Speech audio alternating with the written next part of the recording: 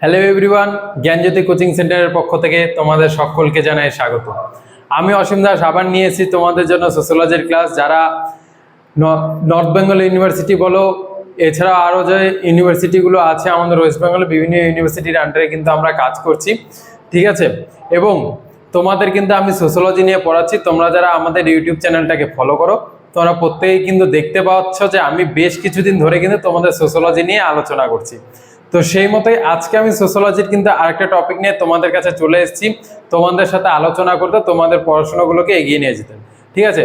ক্লাসটা শুরু করার আগে বলি, যারা আমাদের চ্যানেলটিকে সাবস্ক্রাইব করেনি তারা অবশ্যই আমাদের চ্যানেলটিকে সাবস্ক্রাইব করে দেবে, এবং ভিডিওটা দেখার পরে ক্লাসটা কেমন লাগছে অতি অবশ্যই আমাকে কমেন্ট করে জানাবে, ঠিক আছে। আর তোমরা যারা পড়াশোনাটা করতে যাচ্ছ, ঠিক আছে, যারা টিউশন নিতে যাচ্ছ, আমরা বলে রাখি যে আমাদের জ্ঞানজ্যোতি কোচিং সেন্টারের পক্ষ থেকে কিন্তু তোমাদের জন্য অনলাইন ক্লাসেস এবং উইথ পিডিএফ নোটসের কিন্তু একটা ব্যবস্থা আমরা করেছি। তোমরা অতি অবশ্যই আমাদের এখানে দুটো নাম্বার দেওয়া আছে, 6295916282 এবং 7076398606, এই দুটো নাম্বারে কিন্তু তোমরা আমাদের সাথে যোগাযোগ করতে পারো, এবং যোগাযোগ করে কিন্তু অনলাইন ক্লাসেস এবং তোমাদের যে সাজেশন ওয়াইজ যে নোটসগুলো দরকার, সাজেশন উইথ নোটস, ঠিক আছে, দুটোই হচ্ছে তোমরা আমাদের থেকে নিয়ে তোমাদের পড়াশোনাটা করতে পারো, ঠিক আছে, তোমরা যারা কলেজে পড়াশোনা করছো।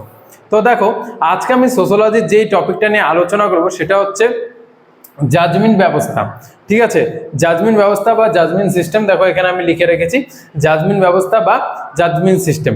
এই যে জাজমেন্ট ব্যবস্থা, এই জাজমেন্ট ব্যবস্থাটা কি? এটি হচ্ছে গ্রাম সমাজের এক ধরনের কি সাবেকি ব্যবস্থা, ঠিক আছে। এটা সাবেকি ব্যবস্থা বা সাবেকি অর্থনৈতিক ব্যবস্থা বলা হয়েছে এটাকে। তো এটা কেন বলা হয়েছে? এই যে গ্রাম সমাজে কি দেখা যায় যে এক ধরনের গোষ্ঠী থাকে ভূমিহীন,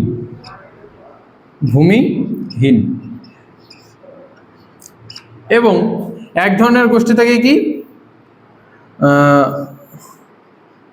এক ধরনের গোষ্ঠী ওটাকে কি বলে, যে একজন হচ্ছে ভূমিহীন এবং আরেকজন হচ্ছে ভূস্বামী, ঠিক আছে। একজন হলো কি ভূস্বামী, একজন হলো কি ভূমিহীন। এবার ভূমিহীন মানে তোমরা প্রত্যেকে বুঝতে পারছো ভূমিহীন মানে কি। ভূমিহীন মানে হচ্ছে যার কাছে ভূমি নেই বা জমি নেই, ঠিক আছে, চাষবাস করার মতন জায়গা নেই বা বসবাস করার মতন জায়গা নেই, সেই হচ্ছে কি ভূমিহীন। এবং ভূস্বামী কাকে বলি? ভূস্বামী হচ্ছে আমরা তাদেরকে বলে থাকি যাদের কাছে জমি আছে এবং যারা হচ্ছে মানে কিছু মানুষকে এক জায়গায় থাকতে দিচ্ছে, যেমন বলে না ভাড়া দেয় যারা, ঠিক আছে, অনেক জমি আছে, অনেক জায়গা আছে, যারা ভাড়া দেয়, সেই রকমই ভূস্বামীর কাছে কি অনেক জমি, অনেক টাকা পয়সা এবং অনেক অর্থাভাব হচ্ছে সেই ভূস্বামীর কাছে নেই। কিন্তু ভূমিহীন যারা, তাদের কাছে অর্থের অভাব, ঠিক আছে, তাদের কাছে জমির অভাব, বসবাসের অভাব, প্রতিটা জিনিসই কিছু না কিছু আছে। তো দেখা যাচ্ছে কি আমাদের সেটা কি ছিল আগেকার দিনে, ঠিক আছে, যখন হচ্ছে এই ভূমিহীন এবং ভূস্বামী ব্যাপারটা ছিল, তখন হচ্ছে এই যে ভূস্বামী কি করত, এই ভূমিহীনদের থেকে বিভিন্নভাবে বিভিন্ন পরিষেবা নিত, কি নিত? পরিষেবা নিত,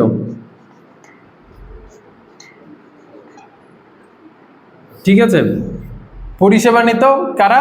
এই ভূস্বামীরা এই ভূমিহীনদের থেকে বিভিন্নভাবে পরিষেবা নিত, এবং যারা এই পরিষেবাটা নিত, এই যে ভূস্বামী, এই ভূস্বামীদেরকেই বলা হয়েছে যজমান, ঠিক আছে। এই ভূস্বামীদেরকে কি বলা হয়েছে? যজমান। তারা ভূমিহীনদের থেকে কিন্তু বিভিন্ন রকম জিনিস নিত, কখনো দ্রব্য সামগ্রী নিত, কখনো বিভিন্ন পরিষেবা নিত, ঠিক আছে।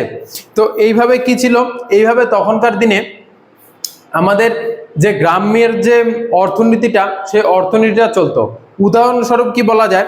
উদাহরণস্বরূপ বলা যায় যে একটা সময় কি ছিল, পূর্বে একটা সময় কি ছিল, ব্রাহ্মণ পুরোহিত ছিল, তাই না? আমরা ব্রাহ্মণ পুরোহিতের কথা সবাই শুনেছি। তো এই যে ব্রাহ্মণ পুরোহিতরা ছিল, এই ব্রাহ্মণ পুরোহিতরা কি করতো, তাদের কিছু ধর্মীয় যে আচার অনুষ্ঠানগুলো হতো, যখন হচ্ছে এই ভূস্বামীদের বাড়িতে বা কারোর বাড়িতে যখন হচ্ছে ধর্মীয় আচার অনুষ্ঠানগুলো হতো, তখন কি এই যে ব্রাহ্মণ ছিল, ব্রাহ্মণ পুরোহিত কি করতো, কিছু এরকম ভূস্বামীদের ওখানে কি করতো, যে ধর্মীয় আচার অনুষ্ঠানগুলো পরিচালনা করে দিত, ঠিক আছে। এই ধর্মীয় আচার অনুষ্ঠানগুলো কি কারা করতো? ব্রাহ্মণ পুরোহিতরা করতো, ঠিক আছে। এবং এই সমস্ত পরিবারগুলোকে, ঠিক আছে, কি করা হতো, ব্রাহ্মণ পুরোহিতরা পুরোহিতের কি ছিল, যজমান ছিল। ঠিক আছে, ব্রাহ্মণ পুরোহিতের কি ছিল, যজমান ছিল। আমি যেমন বললাম যে এই যে ভূমিহীনদের যজমান কারা ছিল, ভূস্বামীরা। কারণ কি, যজমান যারাই হতো তারা কি নিত, এই পরিষেবাটাকে নিত। ঠিক আছে, যজমান যারা হতো তারা কি এই পরিষেবাটাকে নিত। তো সেই হিসাবে কিন্তু এই যে ব্রাহ্মণ পুরোহিত, এই ব্রাহ্মণ পুরোহিতেরও কিন্তু যজমান কে ছিল, এই ভূস্বামী ছিল। ঠিক আছে, তো এই যে এইভাবে চলে আসলো কি যজমানি প্রথাটা। ঠিক আছে, যজমানি প্রথাটা কিভাবে আসলো, এইভাবেই চলে আসলো যে এই যে একজন ভূস্বামী যার কাছে অনেক টাকা পয়সা এবং অর্থের সম্ভার যার কাছে আছে, সে কি করতো, যার কাছে অর্থের সম্ভার নেই তার থেকে কি করতো, বিভিন্নভাবে পরিষেবা নিত। হ্যাঁ, পরিষেবা নেওয়ার বদলে এবার যে পরিষেবাটা নিত, এই পরিষেবার বদলে তাকে কি দেওয়া হতো, তাকে বিভিন্ন শস্য দেওয়া হতো, বিভিন্ন খাদ্য দেওয়া হতো।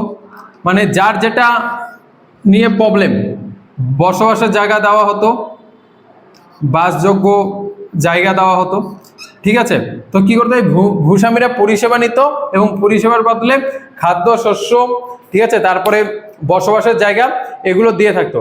এবং এইভাবে কি তখন তারা কি কি পরিষেবা নিত, ধরো যারা হচ্ছে কাপড় কাচে, ঠিক আছে, তারপরে যারা হচ্ছে নাপিত আছে, তারপরে যারা কামার কুমোর আছে, তাদের থেকে কি করতো, এইভাবে পরিষেবাগুলো নিত এবং তাদের কি করতো, যার খাদ্যের অভাব তাকে খাদ্য দিত, যার শস্যের অভাব তাকে শস্য দিত, যার বসবাসের অভাব তাকে বসবাস দিত। ঠিক আছে, এইভাবে কিন্তু চলতো এই সিস্টেমটা। তো এই যে ব্যবস্থাটা, এই ব্যবস্থাটাকেই কি বলা হয়েছিল, যজমানি ব্যবস্থা।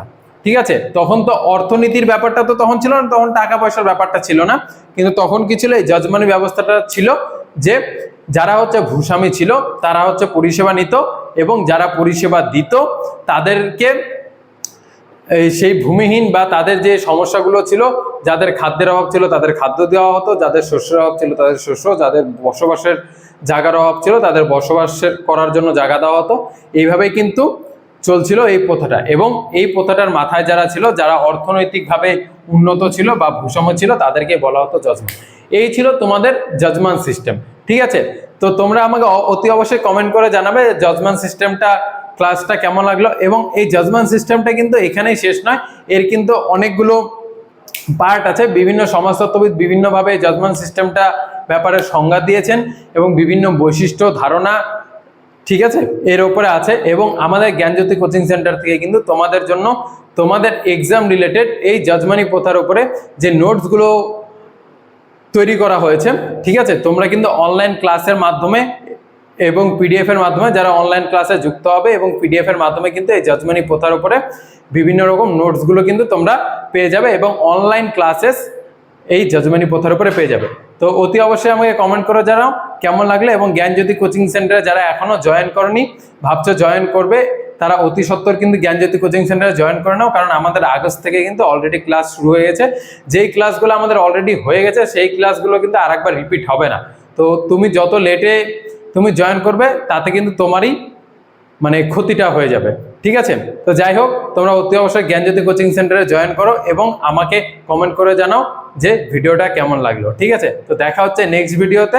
Thanks for watching, thank you.